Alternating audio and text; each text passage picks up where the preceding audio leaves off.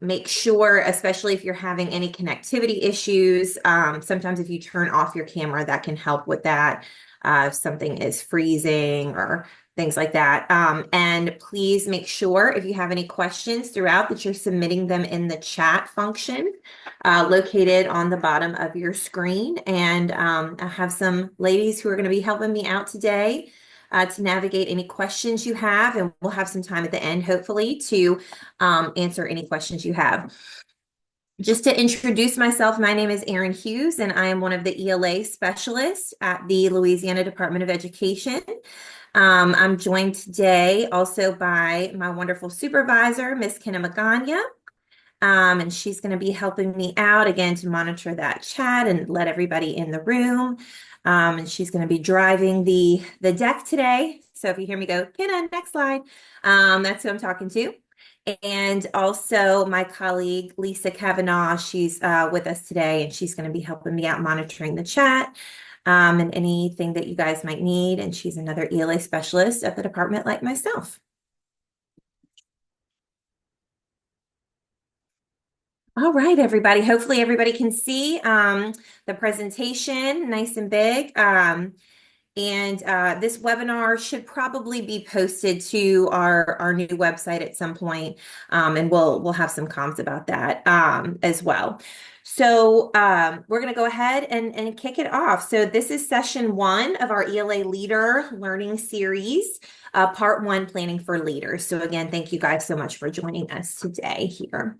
Our objectives today are grounded in our larger department priorities and goals. We know that all students can succeed when provided with opportunities to learn, and our priorities are rooted in this knowledge. So take just a moment and review our statewide educational priorities.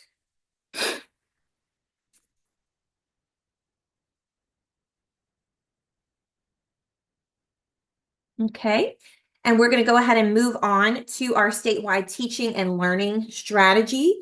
So this strategy addresses meeting the individual needs of all students, including our diverse learners, by building capacity of our leaders to drive impactful practices, effective core instruction using HQIM, strategic use of instructional time, access to high dosage tutoring that supports students by meeting their needs, access to courses and credentials that prepare students, and quality and timely job embedded content focused on professional learning.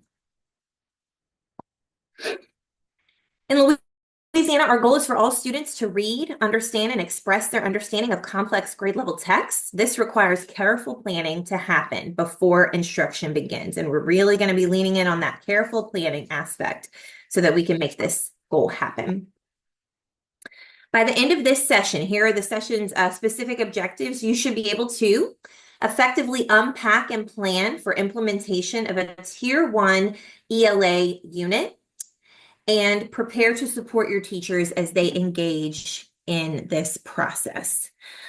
So we want to make sure that we are understanding that though we're going to be utilizing the Louisiana guidebooks for this session, this is applicable to any Tier 1 ELA curriculum that you guys might support on your campuses or with your educators.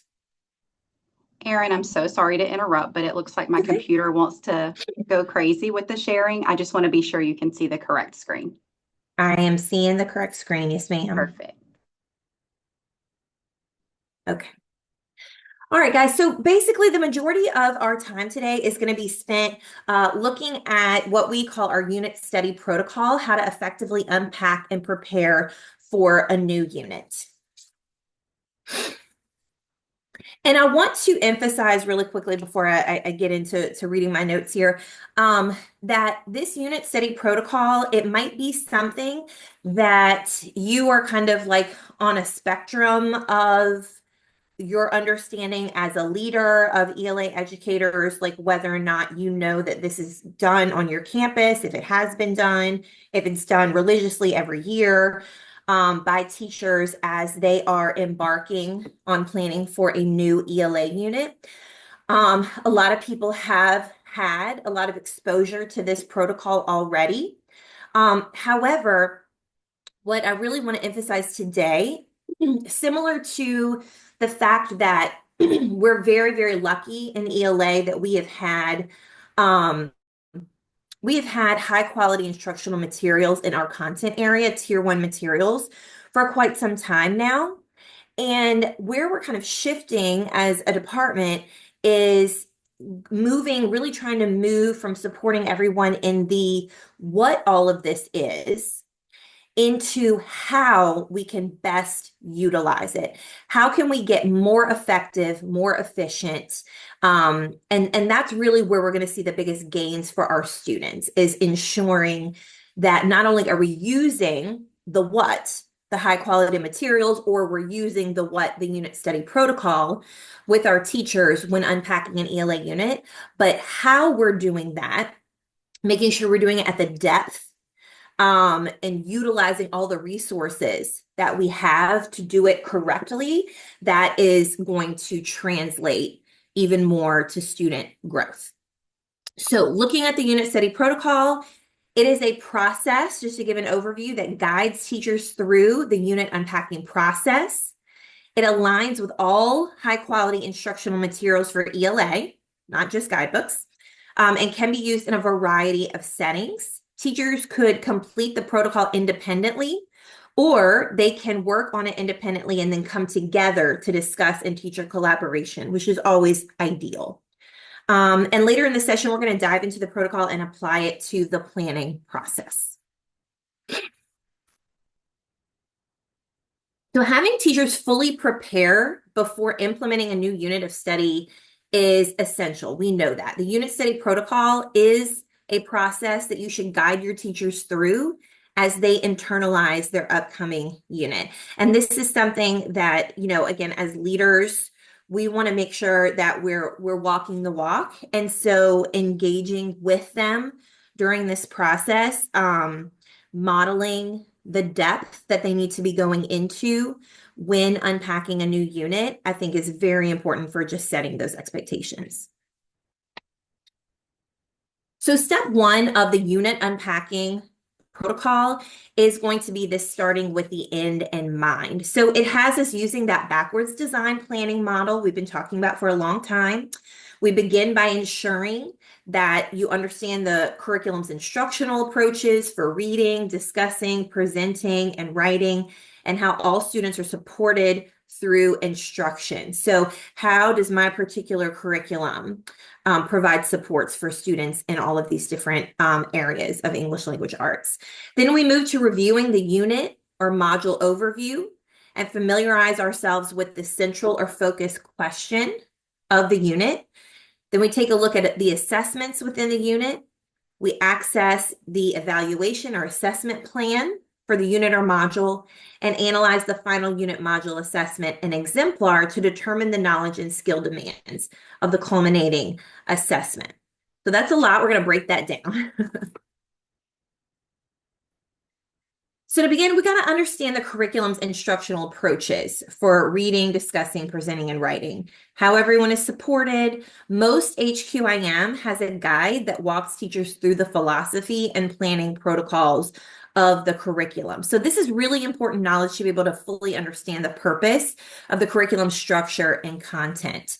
And we know that 9 times out of 10, when our educators perhaps skip particular things, particular lessons, activities, tasks, most of the time it's because we don't understand how it is working within the full curriculum itself or how it's supporting students. And that's a problem. And that's a problem that, can really be mitigated by everybody understanding like the philosophy of whatever curriculum, whatever HQIM you're using yourself. So using the unit study protocol template, and we have it linked within this deck. It's also really generally easy to find our unit study protocol, LDOE. We have it linked in a lot of different places. So using this template, we begin the process by identifying the unit or the module's title and central question that students will be referring back to throughout the unit of study. And just like a logistical thing to help your teachers with, and we see this now so much more in schools when we go to visit, but having that central question posted somewhere in the classroom is just a wonderful reminder for both the students and the teachers that like this is the thing that's driving all of the other questions that we're going to be asking ourselves throughout this unit. So making sure that that's like at the front and center of the classroom and visible, I think is a really good tip and thing to expect from our teachers. And so as we go through this process, we're going to use, again, ELA guidebooks as a model, but this process can be used, like we said, with any HQIM. So how do we find this? So here again, this is our one of our new ELA 6-8 units for guidebooks, 2024 Hatchet. So we're going to use this unit. Again, it's just like an example of any ELA HQAM that you could pull this information from to help teachers to actually do this unpacking process to the depth and quality that we want them to do it with. So if your teachers are utilizing guidebooks, they're going to find on the Louisiana Curriculum Hub, right on that landing page for the unit, they're going to see that central driving question right at the top when they click on the unit. For example, in Hatchet, why is it important to persevere through difficult moments? And that's also going to be in that overview as well. Okay, so this is where it would be placed using the template. We're going to add that central question that students are going to be referring back to throughout the unit of study.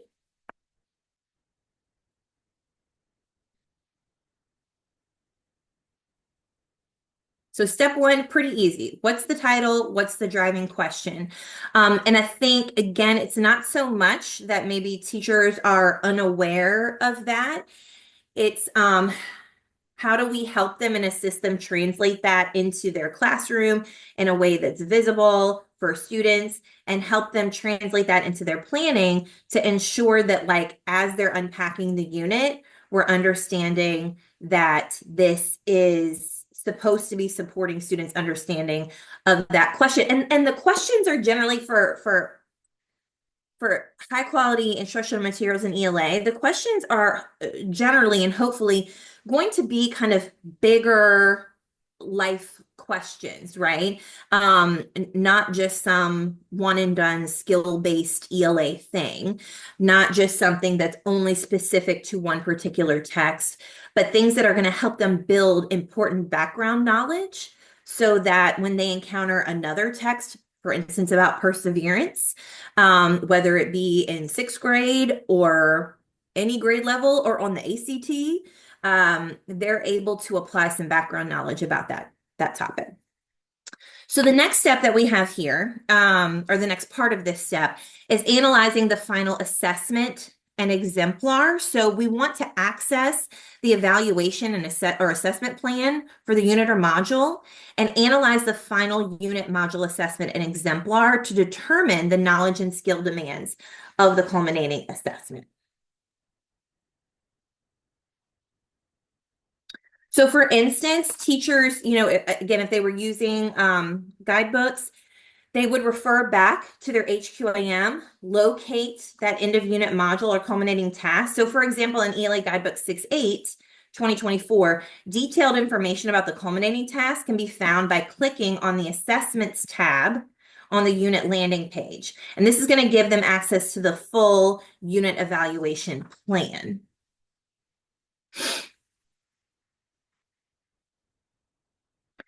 So we're going to actually flip over and show you guys exactly like this particular unit evaluation plan.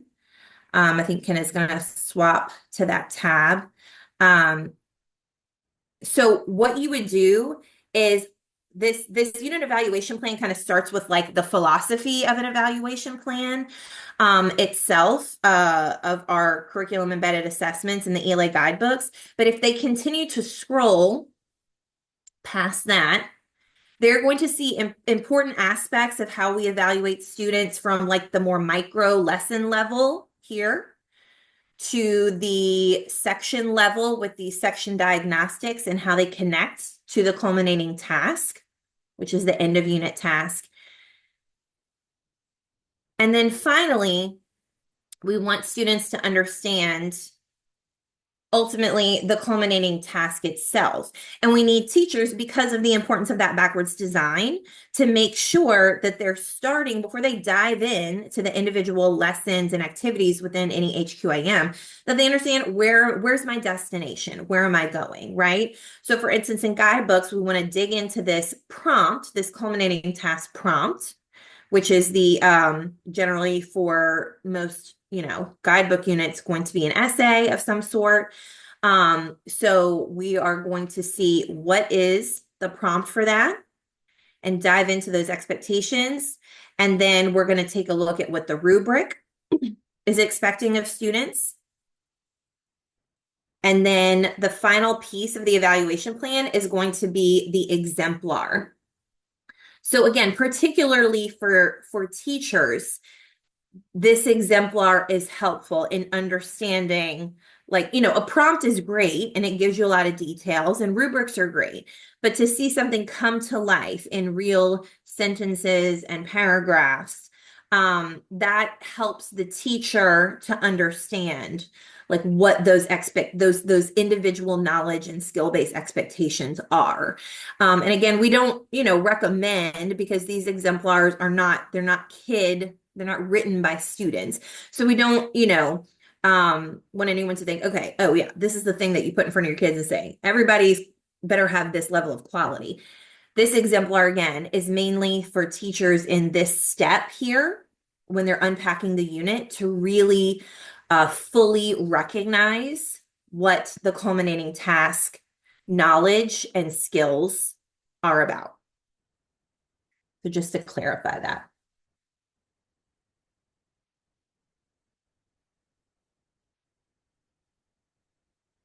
Okay, so again, let's kind of dig into this example from our new Hatchet unit for ELA Guidebook 6.8. So we have, for instance, this prompt, where it tells students, you've read text about how people persevere through extraordinary circumstances. Hopefully, you're already noticing a connection between the central question about perseverance that we looked at first and this culminating prompt. And that's what we would want teachers to be making connections automatically to that. So that's going to be an important concept. Thinking about how each character responds to challenges within the text. And then they're going to write an essay comparing how the main character from Hatchet and another character's choices impact their ability to persevere during difficult moments. These be sure tos right here are huge. They're essential for, of course, students when they get to this assignment, but teachers, because this really kind of breaks it down to a more micro level, again, the knowledge and skills that students need for this final assessment. So then here you can see how teachers should add then that assessment information to the tool right there. So really that part is pretty easy because we're just kind of copying over what the assessment itself is. And then this is the next step. The next focus area in step 1 is identifying the individual knowledge and skills students are going to need in order to be successful on the assessment. If teachers are teaching a curriculum where an exemplar isn't available, then it's really a best practice for teachers to create them either independently or ideally in collaboration. Just so again, it's understanding what it takes to make that happen yourself, like kind of on a cellular level as an educator, what is it going to take to actually do this? And making sure that all the teachers are on the same page about what those knowledge and skill expectations are. And so here's where you would kind of take that prompt and take the exemplar and take the rubric and break it all down. So to identify knowledge and skills needed, teachers should review the culminating task, the writing rubric and exemplar provided by the HQIM or any pieces and parts created by the teachers. This is going to allow them the opportunity to make predictions of where they believe the students may struggle. Again, really analyzing and digging into an exemplar or creating one, that's one of the biggest aha moments. So if you know the teachers on your campus, maybe if they are unpacking a unit, aren't digging in depth to the exemplar or creating an exemplar for a culminating task or end of unit, or end of module assessment, that's really huge because it's really easy actually to create a writing prompt. But then when you have to kind of do it or see what that looks like when it comes to fruition, it just gives the teachers so much more knowledge about where, again, students may struggle, which is like, that's what this whole process is about. This is so that we can anticipate where we need to support our students. And that's like I was saying at the beginning, moving from just like, what do I need to do to how do I need to do it when it comes to planning for my instruction? How do I need to do this more effectively so that I can be more proactive in helping my students as we move through the unit?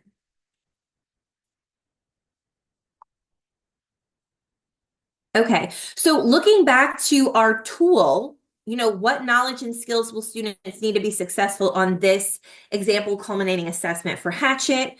Again, just a reminder that we start with the end in mind to ensure that we know what the ultimate learning goal is for students in the Hatchet unit. Students should be able to do these things, right? So they should be able to analyze how Brian's choices positively or negatively impact his ability to persevere by referring to specific scenes. So that's one example of the knowledge they're going to need in order to compose a successful culminating task essay on this. And you can see that there are, like, some of these bullets are pulled directly from the prompt itself, the culminating task prompt, and particularly those be sure to bullets. Same thing with the skills. What skills will students need? Some of those bullets are pulled from there. Also, though, for what skills will students need, teachers need to make sure they're also taking into account the rubric, whatever rubric, because your rubric might have more even further expectations than just that, the ones listed in a prompt itself. So that's really, again, that's the best way for them to populate this part here, is digging deeply into that culminating task prompt, looking at the central question, and looking at the rubric and any exemplars. And so after completing step one, teachers should really have a better understanding of the expectations of the unit and be able to better unpack the rest of the unit in steps 2 and 3 of the protocol. Okay, moving on to step 2, text at the center. And I think this is maybe one of the most difficult ones to lead teachers through, at least in the logistics of like one sitting. And this is where we really encourage leaders to understand, like, this is going to take teachers, ideally, if they're doing this collaboratively, or if they're discussing it collaboratively, multiple sessions probably to do that. And so the planning of when they need to begin to unpack the next unit maybe needs to start happening earlier than we've been anticipating potentially.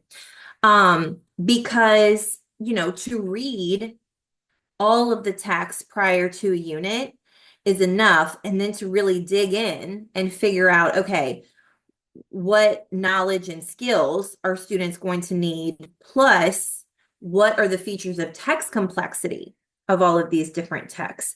And so it might be something that, like, prior to starting the unit, they're doing, a good number of those texts, and then they might, as they begin the unit, texts that are going to come at the end, they might continue to do that throughout. Just kind of depends on the timing. But I will say this is probably one of the most important things a teacher can do, an ELA teacher can do prior to starting a unit is understanding the text at the depth themselves beforehand. So they need to access and read all unit text. This focuses on the text, how they build student knowledge, and places where they must struggle. So what knowledge should they be gaining? How does the text and the knowledge it provides support students in successfully completing the end of unit modular assessment? And then where are they going to struggle? What are the features of text complexity? And we have those informational and literary rubrics for text complexity there just to help teachers linked there in this protocol. They utilize it digitally so that, there are some teachers that might say, okay, well, here's what I think makes a text complex, but what objectively makes the text complex so that we can, kind of ground our conversation when we're collaborating around those particular things.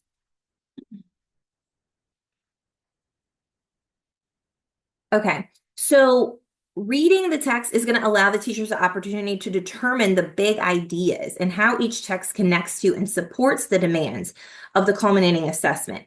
If the teachers aren't reading the text, they're not able to do some really important things. They're not able to identify the knowledge building that's happening, how the text and knowledge supports student success on the culminating assessment, and plan for supporting students throughout various parts of the text where they may struggle. So it's it just can't be overstated how important it is for us to read the text ahead of time and then come together, if possible, as educators and say, okay, not only did I read it, but I read it through these lenses here, right? I read it through the lens of what knowledge based on the unit and the unit's backwards design is going to be the most important for students to glean from this. What pieces and parts of this text are going to be most essential so that students can be successful on that culminating task. And then again, what are those features of the text that are going to trip up my students? And particularly, we hope that this is based in data, what teachers have seen from their students throughout the year already. So let's look at an example, again, using Hatchet, okay? So in Hatchet, students begin by reading a fable. It's called The Story of the Lazy Boy. It's a pretty short text. After reading, students are to determine, this is from the lesson itself, how the conflict helps to develop the theme. And so this is huge. This is connected to the end of unit assessment. And this is going to help kind of build their capacity to do this when they get to the novel, Hatchet. So teachers can find the knowledge and connections to the unit assessment by looking at the look-fors associated with the lessons aligned to the text. So basically, again, what knowledge should students gain from reading this text? And you can see it here. Can students explain the conflicts the young boy experiences? In guidebooks, if they go to right here, if they go to the lesson, this is lesson 1, again, the very first lesson of the unit, you can see the bullet, lesson look-fors. And right there, particularly the first one is going to be a knowledge-based look-for. So can they explain the conflicts the young boy experiences and how they convey the theme of the text? And so there's, it shouldn't be, if you're utilizing high quality ELA materials, it shouldn't be a guessing game of like, well, what knowledge do we think is important for them to gain? It should be spelled out in the curriculum itself so that everybody's on the same page. And, excuse me, so that as a teacher, as I'm teaching this or planning to teach this particular lesson, all of these activities are making sense to me because I didn't guess what they're supposed to know at the end. It's right there. So that's really the way to figure that out. And then the next step which is how does this text and the knowledge it provides support students in successfully completing the end of unit or module assessment? Well, that's going to come with teachers, utilizing what they've already done in step one to unpack the culminating task or end of unit module and saying, okay, how does what I just put in that blank right there, the knowledge they should be gaining, how does that from this particular text, how does that connect to what we just unpacked for the end of unit? And also just the central unit question. Okay. And so what's the connection there?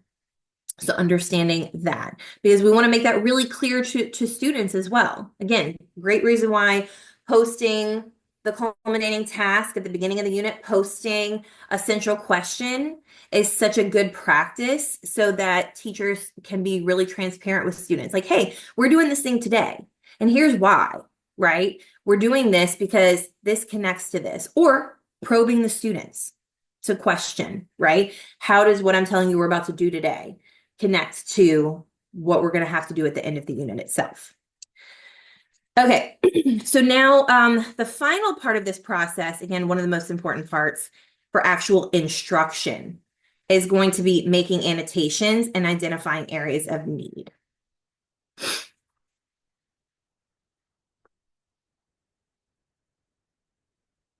So as teachers read, they have to annotate areas in the text to indicate the qualitative features in which they believe their students may struggle.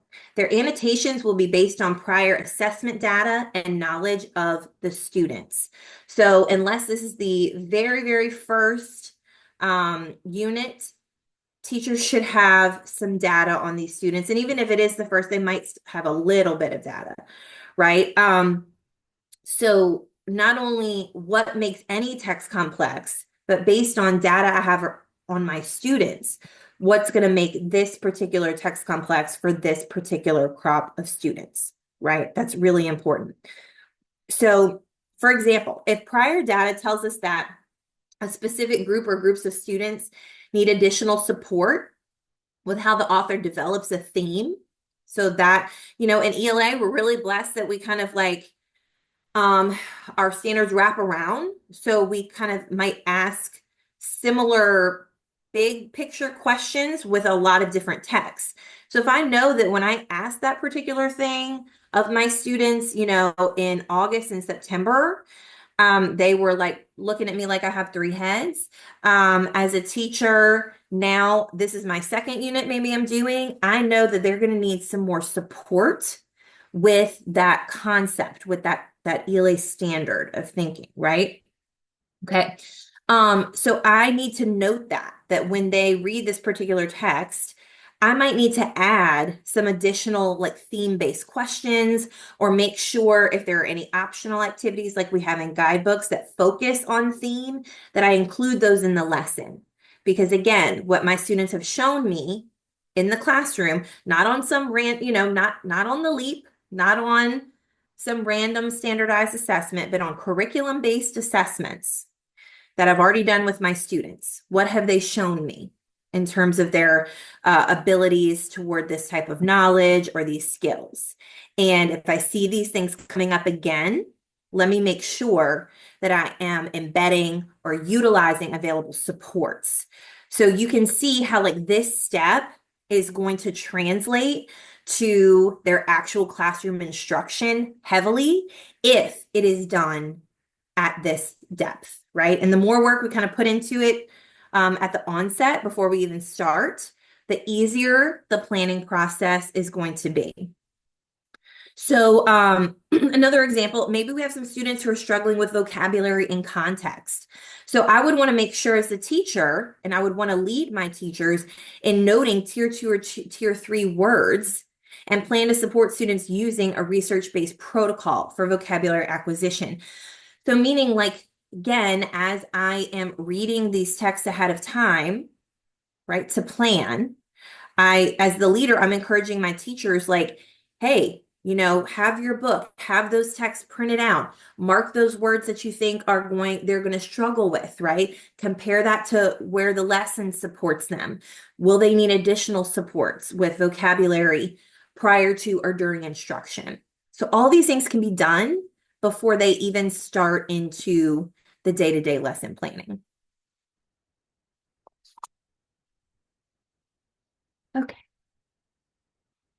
And so here, guys, you can see an example of this, right? So in this fable, The Story of the Lazy Boy, it talks about a patty. You know, the setting is they talk about a patty. I don't even think they say rice patty. And so a lot of our Louisiana students, you know, when they see the word patty, they might think a hamburger patty, right? So understanding ahead of time, like I'm the teacher as I'm reading the very first text students are going to encounter in this unit, like, oh, it might be a good idea to have a picture or something to show them so that I can cut off any misconceptions at the onset, right? Oh, here's some words that the students are probably going to struggle with as I was reading the fable. I highlighted them so that I can make a note on my protocol right here or on step 2 right here that those are words when I get to this lesson, however far out I am, when I actually get to planning this particular lesson that has this text in it, I've already done the work of identifying some vocabulary I think they might struggle with. So I know whatever my vocabulary protocol is to make sure I'm enacting that. And then something like personification, you know, oh, I can tell as I'm reading the story, personification exists. I know my students have really struggled with that, with understanding that and being able to comprehend that in text before. So I'm just making a note of it here that it exists so that I'm just working smarter, not harder, working more proactively at this phase of planning. Okay. And this leads us to step 3, tracing high level knowledge and skills through assessment. So in step 3, teachers will trace learning by reviewing each assessment throughout the unit. So the more micro level assessments throughout the unit that happen, as opposed to, it's like what we did in step 1 with the culminating task, but basically we're doing that again on a more micro level for what those checkpoints are, understanding where all my checkpoints are going to be ahead of time so that I can understand when those are coming and what knowledge and skills students are going to need to be successful on those. So teachers should be sure to dig into the HQAM to gather all the information available that can provide clarity for this step. So for example, any rubrics or exemplars that exist should be analyzed to determine the purpose and expectations of the assessment. So Ken, if you could click on the link to the full section diagnostic checklist. So for ELA guidebooks, we have section diagnostic checklists here. So again, unfortunately, in our experience, like we've encountered many teachers that didn't even know that utilize guidebooks that these resources exist. So our section diagnostic checklists are basically our rubrics for the teachers to grade the checkpoint, the formative assessments that we have embedded all throughout the unit at the end of each section that are like going to shine light on a piece or part of knowledge or skill that's going to help the students at the end with the culminating assessment, right? And so we want to make sure as leaders that we're aware of all these pieces and parts of curriculum, no matter what curriculum we use, so that, again, we have equality in the classroom and across campuses. We're understanding that all of our teachers are having the same expectations of students when they complete these things. But again, it really helps in the planning process for teachers to understand ahead of time, like what are going to be those most important pieces of knowledge and skills that students need to be successful. So the knowledge really comes from those reading look fors for the here. And the skills are going to come from these writing look for. So for example, how well does the student state their claim to respond to the question, or use accurate and relevant details from the text, vary their sentence types, including compound and complex sentences, transitional words. These are very specific skills, right? That hopefully the teacher identifying these before even starting the unit will then notice how embedded into the unit the knowledge and these skills right here called out in these look fors are popping up over and over and over again. You know, a lot of times we get feedback about HQIM, like that, oh my gosh, okay, things feel repetitive sometimes. Like it feels like they're really harping on this particular concept or this particular skill. And like unbeknownst to the teacher, it's like, well, yeah, because those are the things they need repeated practice with over and over again, because those are the core expectations for the assessments at both a micro and a macro level throughout the unit. So if we're not really digging in there, then that's a problem. The other thing, similar to the culminating task, that can be helpful if the unit provides it, is going to be an exemplar again. So what are those look fors when they come to life?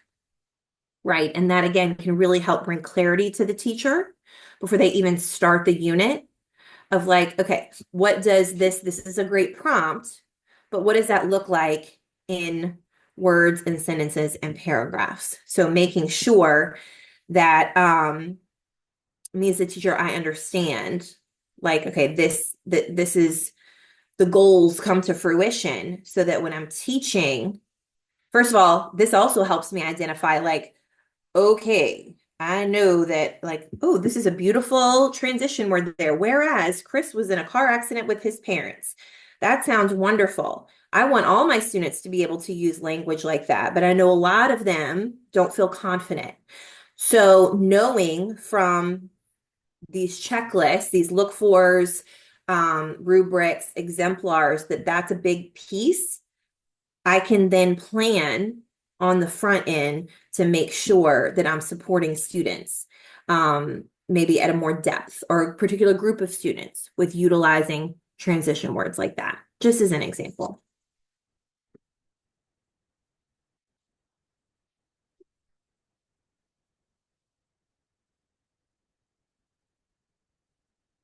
Okay. So, and again, here is just an example utilizing Hatchet, section 1 of what step 3 looks like when it's put on the unit study protocol itself. So, you know, we see what is the assessment task. Hopefully, if you're using really good curriculum, that's pretty easy to find. What are the different assessment tasks throughout the unit? So what is the task? And then what knowledge will students need and what skills will students need? So again, similar to the culminating task in step 1, we get these things from the prompt itself. We get these things from rubrics or checklists that are provided to us. We get these things from exemplars that are embedded into the curriculum or that we create ourselves. So all of those things need to be happening for this to be filled out to its like maximum capacity. And again, that's what I really kind of want to hone in on here with this session. It's maybe not so much that teachers haven't been utilizing this protocol at all or a protocol similar to this, but as a leader, are you seeing that this is happening at the depth that we're showing you today? And if it's not happening at this depth, then that's kind of the point of today's session, is helping you guys see that this, yes, again, can I thank you, like this is usable for any HQIM. It doesn't have to be guidebooks. All of them should have these components if they're HQIM. So we want to make sure that if you don't see this happening at this depth, that we're helping you today with like, how do I make that happen with my teachers? Okay, so after teachers unpack the unit and begin working through the unit, they will begin getting all kinds of data about the students. So this new data will guide the future lessons in the unit. The instructional decisions they make at this point are critical. Look at the data to determine trends, dig into the remaining lessons in the unit to identify what supports are in the upcoming lessons, utilize what we call our lesson study protocol, which we're going to explore in the next session of this series. And with teachers, we have we have a version of this series for our teachers. We're going to go into major depth with them on the lesson study protocol. So again, this unit study protocol is the unit at like the macro level. And then the lesson study protocol utilizes kind of similar concepts to what we've been talking about today, but really digging in to each individual lesson. But a big piece of how they do that is so that, or a big piece of how they do that is dependent upon them doing this part first. So it's going to be difficult for a teacher to utilize the lesson study protocol at its proper capacity if they didn't unpack the unit to this depth, especially when it comes to like digging into the text ahead of time and figuring out the knowledge and skills and the features of text complexity needed. So all of that is going to help teachers determine when it makes sense to implement the supports and what this should look like. And this is a process that's a cycle that should continue throughout the unit. So this shouldn't be, oh, I unpacked the unit, check that off of my list. I'm done. I don't need to look at that unit study protocol anymore. It needs to come back out, right? Like when you get every new text that teachers are beginning throughout the unit, step 2 of this unit study protocol should come out and say, okay, what did I identify however many weeks ago or days ago that I unpacked the unit itself? What did I already identify as the areas that my students are going to struggle? So now I can look at that. I've already done some of that work. And now I can look at the lesson itself and really apply those things that I identified as areas where they might struggle, areas where I really need to focus because that's important knowledge that connects to the culminating task. And so again, it's all interconnected.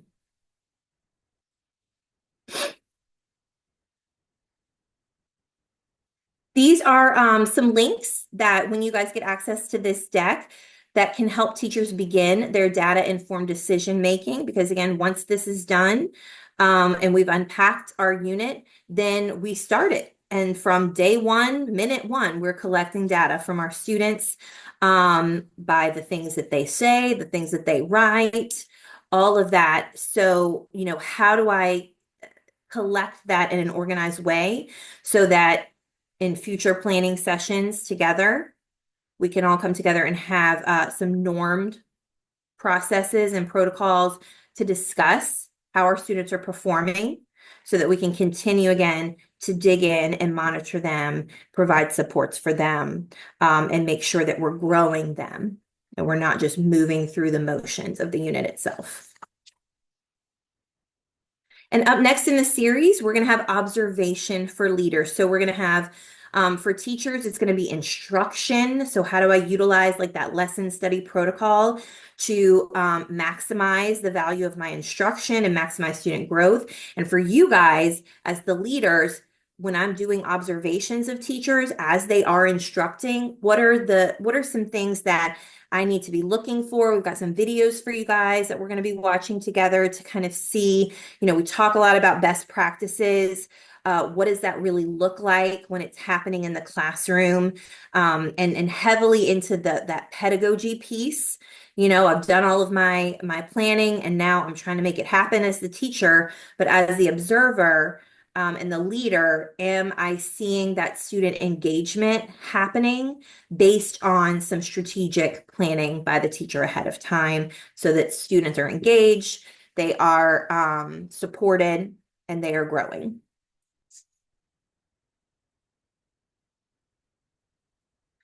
And there's our contact information. If you have any questions about this session or future sessions in this webinar series, all emails go directly to Kenna, Lisa, and myself. And so we check this inbox every single day, all throughout the day. And so we are happy to answer any questions that you have. Were there any questions in the chat, Kenna, that I can address, or any questions that anyone wants to put in the chat? We still have about 9 minutes. You're welcome to put it in the chat or unmute. It looks like, Monica, I'm going to update the access to that tool. But well, you should be able to make a copy of it, but sometimes Google has been a little weird and it's not letting you make a copy. So Monica, if you could try to make a copy and see if it lets you do that, that would be really helpful for me.